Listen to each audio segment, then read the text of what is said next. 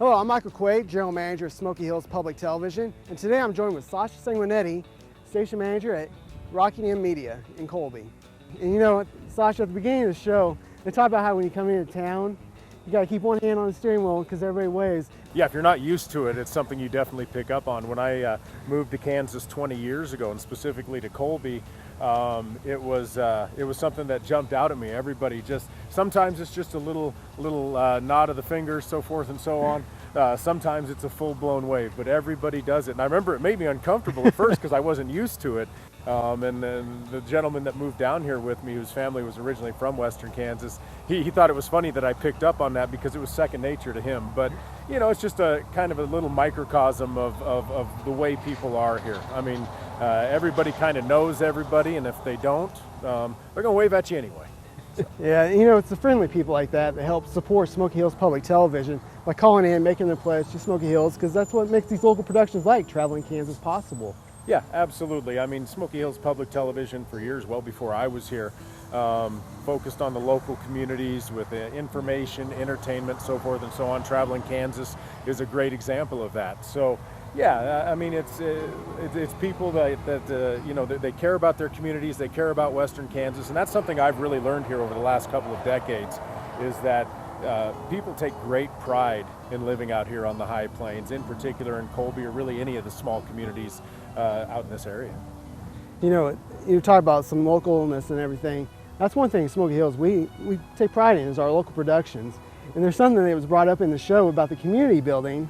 It was actually a home of one of the all-state high school wrestling tournaments. And you know, Smoky Hills has been doing 3-2-1-8 wrestling for over 30 years now, and we've been in existence for 35 years. So that was just amazing here how they used to do that here in Colby. Yeah, one, if that community building if the walls could talk, it would have some stories to tell. Two, yeah, all-state wrestling. I mean, what a great concept. You get, you know, you get the 3-2-1-A, the smaller school guys, and those champions, and they get a chance to compete with some of the larger school champions. And as you know, Michael, we've discussed before, up here, wrestling is king, you know, especially in this corner of the state. And there's been some amazing wrestlers that have gone through, amazing coaches. The history is just really, really rich. And so I can only imagine. I never experienced the all-state wrestling events, but people still tell stories about them. I believe they used to do them in Kansas as well with football and basketball, from what I understand, years and years ago. Yeah, the wrestling tradition is still certainly rich out here. Yes, and you know, that's one of the productions we do at Smoky Hills, but we also do a bunch of other local productions, from Real Ag, Doctors on Call, all those, you know, that only can be made possible with our support. Absolutely, and the local election coverage as well, the debates that you guys run during election years. You know, I think that's great, because, and I learned a lot in doing that with you guys. It's the first time I'd ever done anything like that, but you know, so many of these smaller elections, I mean, elections are about getting educated, you know, and I guess I think back to the PBS programming and the local public television programming when I was a kid, and really when you go around the country, it's all the same idea. But you know, when I was younger, watching, you know, not just the educational programs that's sent out by PBS nationally, but the local programs that you have, you know, it's both information but yet entertaining. You know, today we're on the air for our pledge drive, and we ask that you in the community to make that call. The number's at the bottom of your screen. Give us a call, make that pledge to support Smoky Hills Public Television. Sustaining membership is an easy, convenient, and affordable way to support the programs you love. Sustaining members make an ongoing monthly contribution from either their credit card or checking account. Just choose the monthly amount you'd like to give. Then call or go online and we'll set it up for you. Your donation will happen automatically each month, so your support will always be current. If you need to stop or want to change the amount of your sustaining membership, just contact us. Monthly contributions begin as low as $5 per month. Call or go online to start your sustaining membership right now.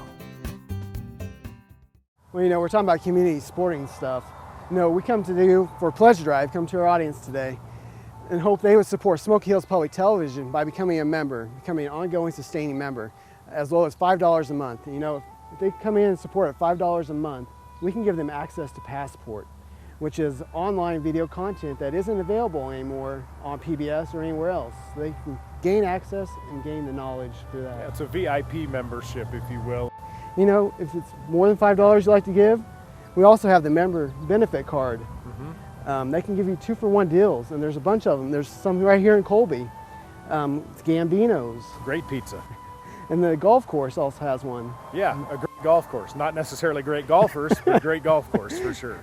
And you know, with the membership card like that and the discounts that you get, if you think about it, it's not going to take very long when you're talking 2-for-1 pizzas or the specials that you get at Meadow Lake or other places, where you're going to pay that off. You're going to get that back, and so why not? It's really a no lose situation. Oh, absolutely not.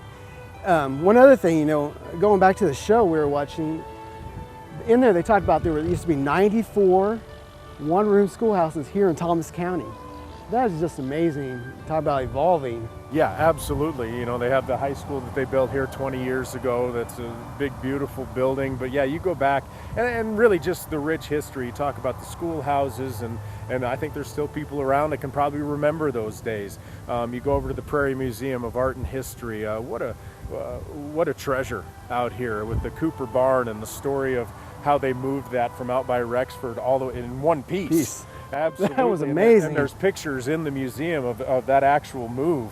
They had to take down power poles and everything because that thing is so big, and you know, you can actually see, you feel like you're stepping back in time when you go into the Cooper Barn. There's still a lot of weddings held there and events and so forth. If you haven't been to an event at the Cooper Barn, I suggest you go.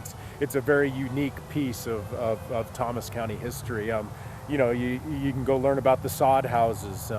You know, you go out north of Colby and in northern Thomas County, and you'll find the bluff country out there where apparently there was a pretty rich Indian culture way back when, and there's still plenty of Indian artifacts that are still found to this day. So yeah, the history of this place, the schoolhouses, so forth and so on, you know, but yeah, just a really rich history in Colby and Thomas County and beyond. Everybody's got their stories to tell.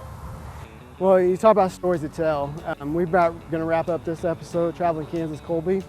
So take a minute, go make a phone call, get online, support Smoky Hills Public Television by becoming a member today. We greatly appreciate it. Sasha, thank you. Appreciate it. Absolutely, Michael. Glad to be here. Thank you.